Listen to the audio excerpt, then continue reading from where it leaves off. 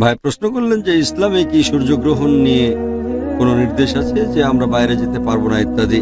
হ্যাঁ, অনেক হাদিসে এই গ্রহণ নিয়ে বলা হয়েছে। আর এই গ্রহণের সময় আমাদের প্রিয় নবী মোহাম্মদ সাল্লাল্লাহু সাল্লামের ছেলে ইব্রাহিম রাদিয়াল্লাহু আনহু মারা যান। তাই সবাই বলে যে এই সূর্যগ্রহণের সময় নবীর ছেলে মারা গেছে, তাই সূর্যগ্রহণের একটা প্রভাব আছে। তখন নবী বললেন যে সূর্য এবং চন্দ্র আল্লাহ সুবহানাহু ওয়া তাআলার নিদর্শন। কোরআনের বিভিন্ন জায়গায় এটা উল্লেখ আছে, চন্দ্র এবং সূর্য আল্লাহ সুবহানাহু ওয়া তাআলার নিদর্শন, কোনো মানুষের কারণে এতে গ্রহণ লাগতে পারে না।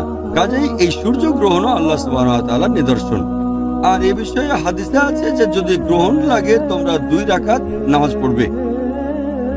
এটা ফরজ না, সুন্নাত। গ্রহণ লাগলে মুসলমানরা পড়বে 2 রাকাত নামাজ।